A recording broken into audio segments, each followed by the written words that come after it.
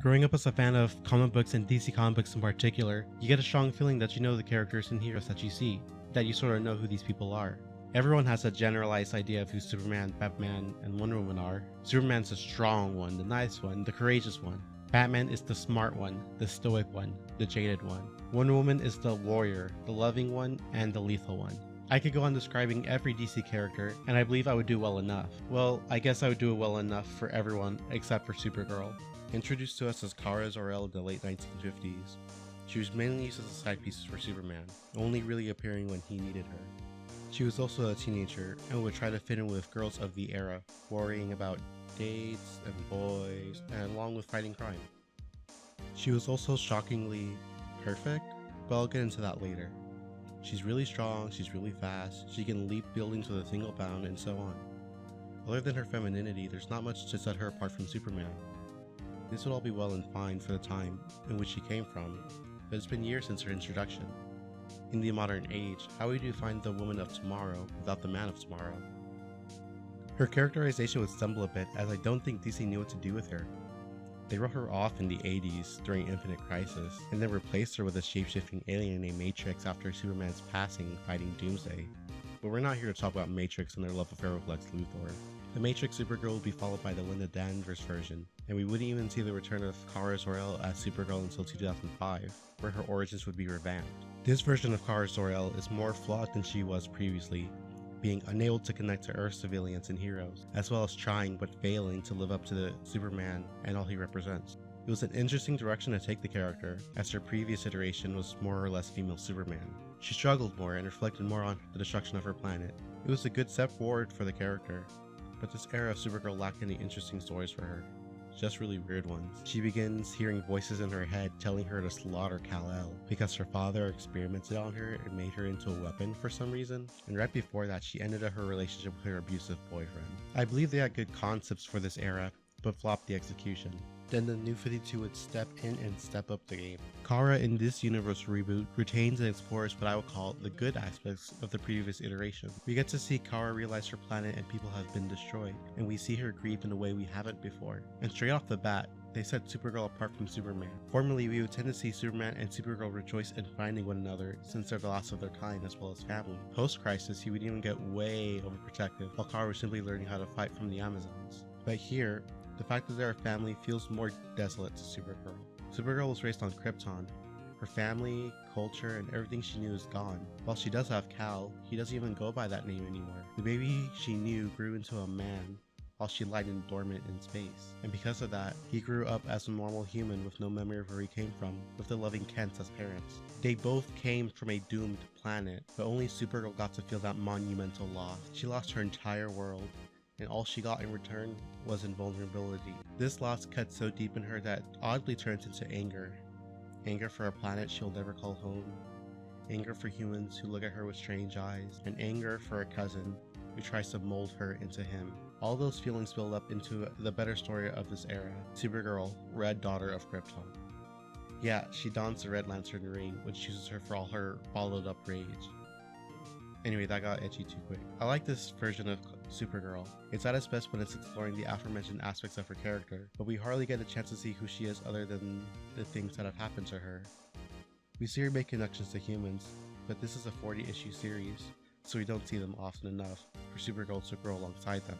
So, when Supergirl Woman of Tomorrow comes out, I'm intrigued. An 8-issue series focusing on Supergirl and Ruthie on a Western-style trip through the universe.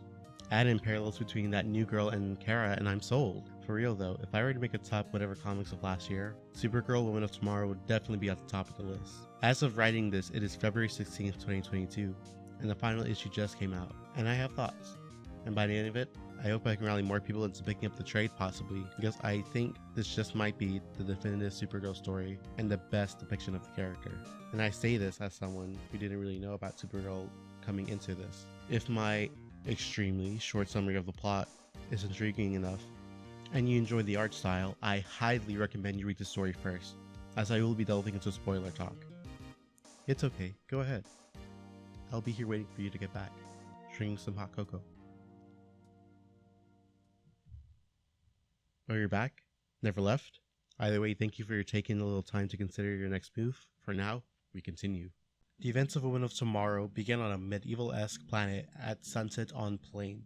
Our narrator introduces us to the inciting incident, the passing of a father by the hands of Krem of the Yellow Hills, the cheating king's agent who slew her father and left him in the dirt. Get used to it, for we'll be hearing it many times. Almost immediately, she is resolved to take his life and avenge her good father. Taking the sword which plunged her father's chest, she went to a tavern in search of her own hitman. It is here where we find a plastered Supergirl coming to her aid after negotiations go south with another hitman. After this, Supergirl wakes up overhung, having been taken care of by her narrator, who finally introduces herself as Ruthie Marie Knoll. Having seen her bravery, she offers the sword, and in return, Ruthie wants to make sure Krem meets his final end. But obviously, Supergirl rejects the offer. She explains she only came to this planet for its red sun. And for those unaware, Superman and Supergirl derive their powers from the light of the yellow sun. They sort of absorb its rays like plants, and their powers come from that. Under a red sun, not unlike that of Krypton, they would slowly become depowered. It's for this reason she came to this planet, so she could get tipsy on her 21st birthday. Anyway, she heads off, leaving Ruthie to reflect on her prospects of achieving her goals solo. She knows she doesn't stand a chance, and heads after her, following her to the spaceship and making the offer again. Now, we're going to stop here because I think there's a lot to unpack here.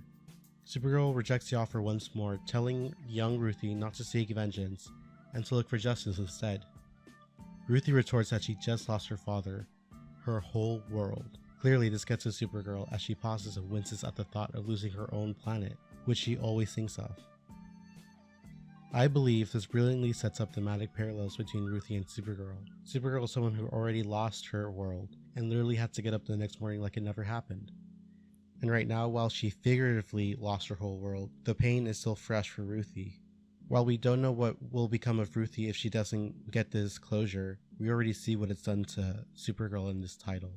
She's become jaded, hanging out on taverns on random planets to forget the pain, and spouting virtues to a girl she herself doesn't even believe, and Ruthie doesn't buy it either, criticizing her for it. But there was no time to linger on those thoughts, as the two are spotted by Krem himself, who was in pursuit of Ruthie after hearing whispers that she was hiring someone to take his life. He shoots Supergirl right in the chest, and Krypto soon after. And while Supergirl is stunned, she isn't down. She fights off the hitman, but in the chaos, Krem takes the opportunity to take off in her ship and leaves her stranded on the planet. After taking time to recover, Ruthie and Supergirl leave the planet via intergalactic spaceship travel. But eventually, the ship comes under attack from the Carpane Dragon, which consumes metal whole, putting the ship and everyone inside in danger. Kara can't fend off the dragon as she isn't at full strength yet, and relies on red kryptonite to gain the strength to save the day. Afterward, we see from Supergirl kindness, as she is known for. She teaches Ruthie, who's ignorant to bathrooms and hand soap, how to wash her hands, reflecting on her mother and Krypton. Ruthie also explains that after the run-in with Krem, Kara ensured that Ruthie and Krypto were taken care of first, putting others before herself, which is always nice to see for Supergirl.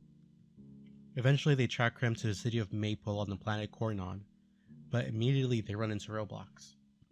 No one there seemingly wants to answer their questions about Krem, and everyone tells her to stop asking questions about him and whatever the purples are.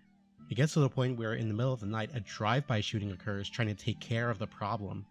Having had enough of it all, Supergirl storms the mayor's office and in a threatening manner demands to know what's going on, and when he refuses, she goes to the cops, who then regale her in their secrets. It is then explained to us that space pirates came to the world and threatened to decimate the planet and all that inhabit, but they offered mercy at a very steep price.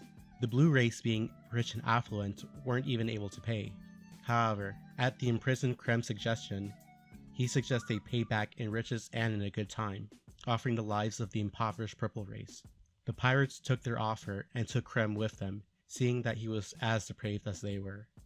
Once the safety of the blue race was ensured, everyone silently decided to never speak on the incident or the deceased. The revelation shocks Ruthie, unable to understand how something so vile can happen. She exclaims, "It's too big, we're too small."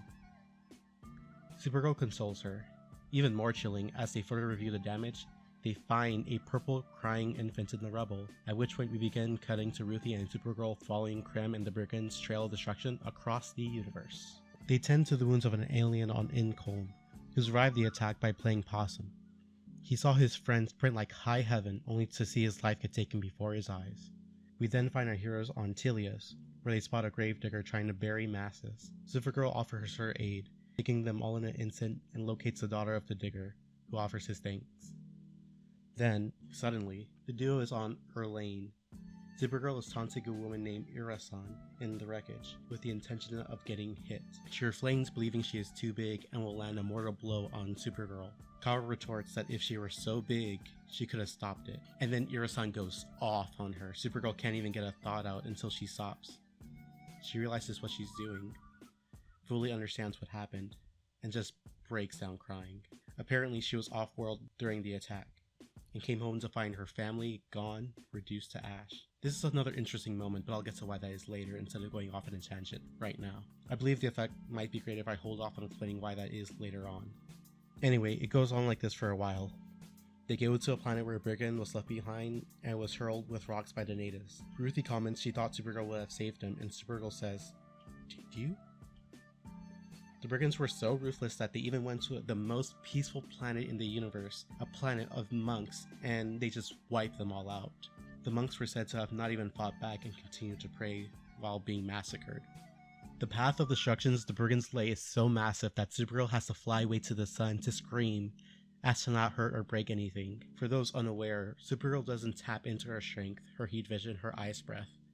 She allows it to pass through her, and the same can be applied to Superman. Every day she walks among normal people, she's always holding back, and in this moment she needs to let go of the scream that was balling up inside of her for however long. After months of this, Supergirl notes that they are so close to catching up to Krem and the Brigands. As the journey would soon be over, Supergirl explains that she wants to send Ruthie home, and handle it herself, so she could save Ruthie from the horror of the situation that it would cause her as a young girl. Ruthie isn't having it though, and sat back by drawing more parallels between the two, that Kara was her age when she lost her home and her family. With that, they proceed to follow Krem. They finally catch up to him, but Krem is shockingly smart. As he probably heard or believed that Supergirl would still be after him, he unleashes a magical spear called the Mondo Globe, as Ruthie calls it. As it is magic, another weakness of the Super family, Supergirl is unable to lose it. As they are caught, they are teleported to Baronton, a planet with a green sun.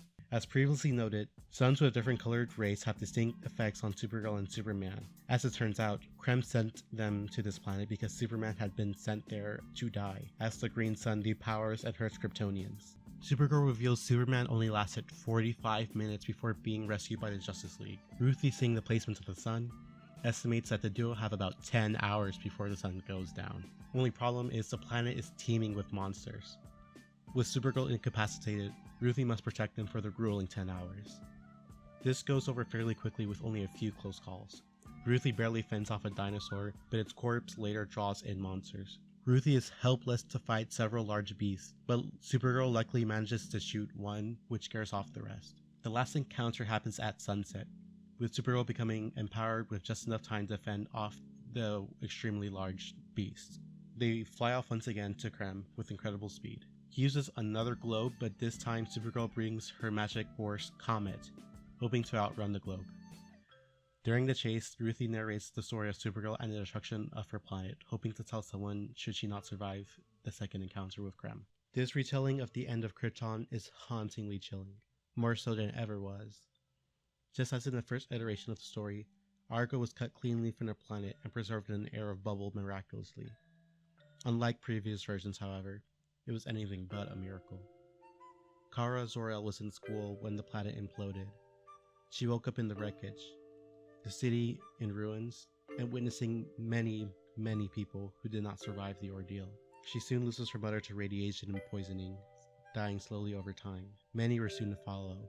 Kara's father Zor-El eventually finds out the poisoning comes from the rays of sun, changing the chemistry of the ground into what we know as kryptonite. With leftover material, the survivors encased the ground in lead. Once complete, all was good for a time. A year would pass, and then an asteroid storm would come, destroying the protective lead layer covering the ground and exposing the radiation once again. Many would die again, with not enough lead or survivors remaining to recase the ground. With what little time and what little material he had left, Zor-El created a rocket for Kara and sent her to be the sole survivor of Argo City. Returning to our horse globe race, Supergirl and Comet are outpacing the globe and arrive in a place further than the universe. It is here that the magic loses its effect and Kara pops it. Now, before I get back to the story, I just want to talk about the end of Argo City. In Supergirl's original origin, she was born after the planet had exploded, and all the hard work protecting the citizens had been done. She never saw the horrors of her city destroyed, nor her people dying to kryptonite poisoning.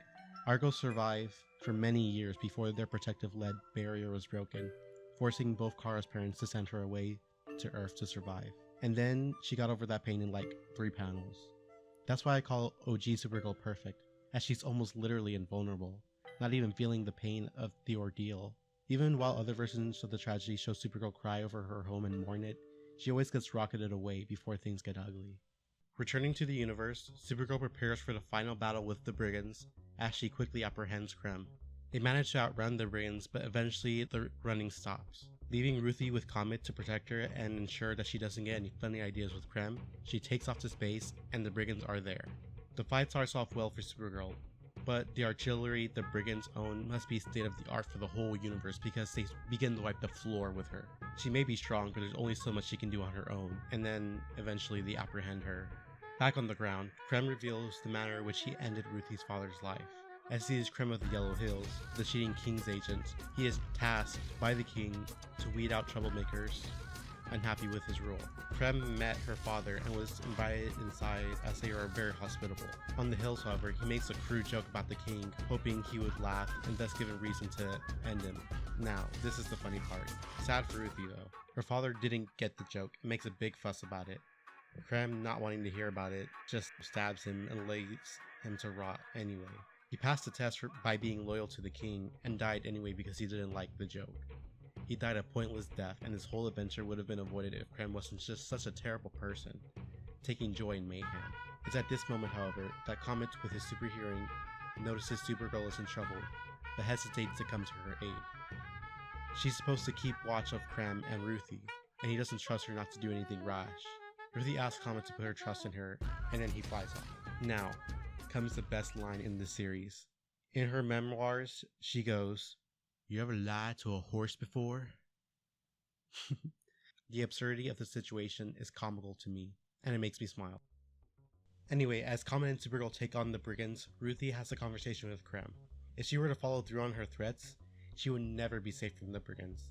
So instead of finishing things right then and there, and because she's not a snake, Ruthie releases Krem in order to take him in a fair fight. First one to the sword has the advantage. They dash for the sword, Ruthie kicks him in the face, but instead of laying down, Krem grabs her and pulls her down, taking the sword. Not unlike Krem, Ruthie refuses to stay down and kicks him again in the face. Suffering 2 direct blows to the face, Krem yells back and collapses. Winner, Ruthie. Ruthie grabs his arm and gives him a devastating chomp, and then grabs the sword. She stands and turns her back, ready to give the speech she's been rehearsing for months. It being about her dearly departed father and what he meant to her. Krem attempts to grab the sword again, but Ruthie slashes his fingers. Finally defeated, Ruthie prepares to lay the finishing blow, but finds herself unable to, no matter how many times she tries. It's at this time Supergirl returns from the fight. She defeated the Brigands for the time being, which causes their retreat. Comet also took such a beating that he somehow became a man again. Yeah, apparently he was cursed to the form of a horse after falling in love with Supergirl. She says it's complicated, so I'm inclined to believe her. Supergirl takes the blade, and suddenly we are at the apex of the story, the end of the tale. Explaining to Ruthie she saw her stubbornness, she knew she would not learn taking another person's life wasn't right just by her saying so. Ruthie would waste for the rest of her life thinking about the man who stole her father from her, just like she dreams of Krypton. She had hoped showing her she would learn a lesson, but realizes she didn't learn anything. She couldn't teach her because she herself never learned this lesson either, because she still dreams of Krypton. She raises her blade and is about to deliver the killing blow. Just as she is about to strike, Ruthie realizes the lesson she was supposed to learn. She recounts their long journey together, and how at each step of the way, Supergirl displayed kindness and courage at each hurdle. When her father died, she thought all the good in the world had disappeared with him. But being at Supergirl's side this many months, learning what she went through and seeing who she is despite it all, is still a good person, one who won't bring themselves to kill. Lowering the weapon, Supergirl says to Ruthie, It's too big. We're too small. We then cut to Ruthie's home planet for the last time. Ruthie has grown into old age. Visited by Krypton and Supergirl, the two reveal the fate of our antagonist Krem. Supergirl had trapped him in the Phantom Zone for seemingly 300 years, and today they free him, thinking he's changed. The now elderly Krem is joyed at being freed. First seeing Supergirl, he thanks her for saving him. Turning to Ruthie, he apologizes profusely. Ruthie then hits him over the head, and the two walk off in different directions as the sun rises, thus ending our tale. Do you have goosebumps? I did after reading it.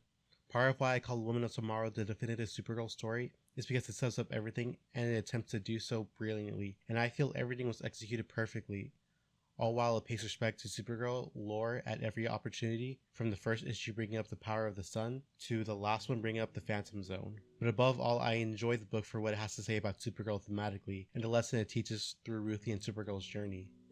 At the beginning of our story, both Ruthie and Kara have lost their worlds and have been forced by the universe to move on. Kara was never able to move past the horror that was the last days of Krypton. Trying to hollowly live by the last words of her parents, she only wants to forget it and tries to do so by drinking in taverns on alien worlds. Ruthie, however, hasn't had the time to even attempt to move past it, and she is immediately resolved on vengeance, or she won't be able to move at all. She found her father's lifeless body on the plains after all, slain by Krem. At the foot of her spaceship, Kara sees the same pain in herself in Ruthie, and it hurts her. You can see the pain in this expression.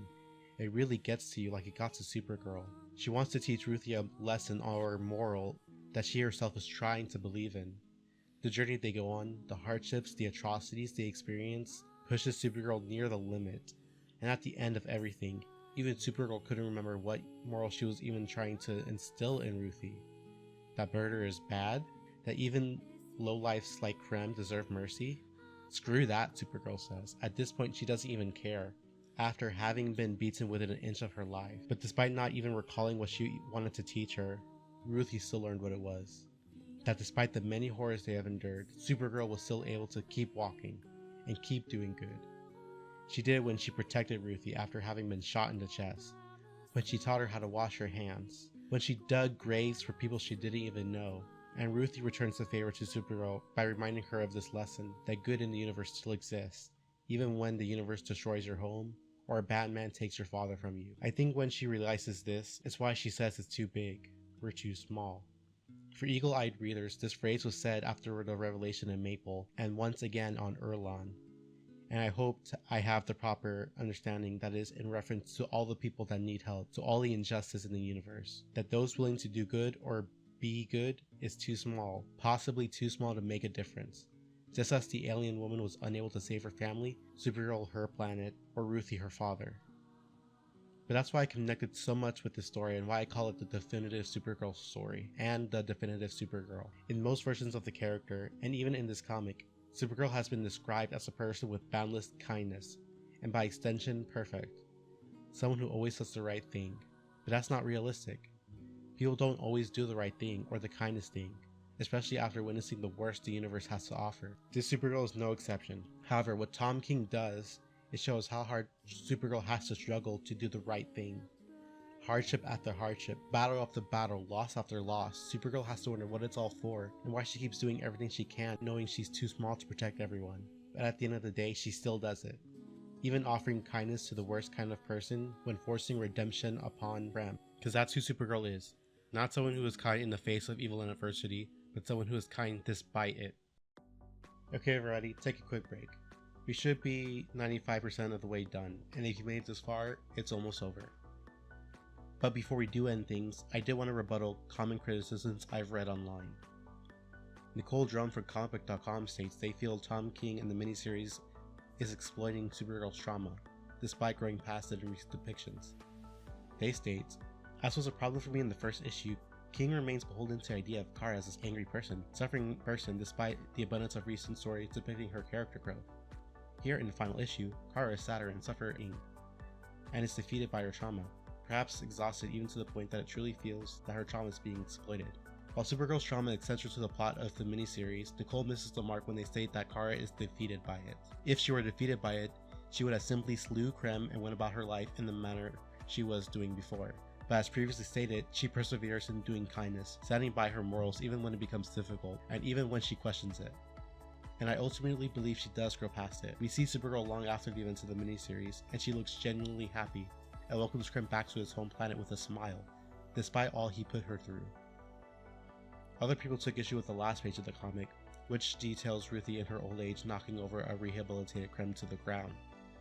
Some readers have interpreted this as Ruthie finally killing Krem, and the panels are reminiscent of the first panels where Krem slews Ruthie's father. But unlike those earlier panels, Krem is visibly moving in the final panels, more so than Ruthie's father had.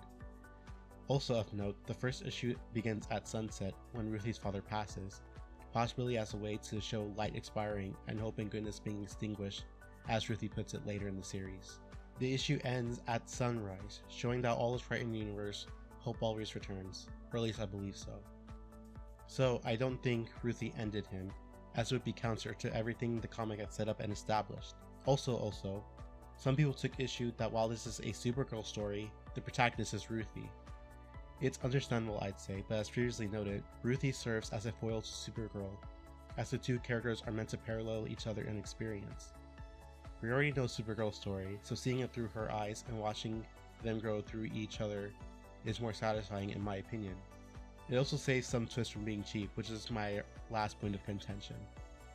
In my analysis I left it out as it was ultimately pointless, but some people took issue with the stated reason for Supergirl taking Ruthie with her.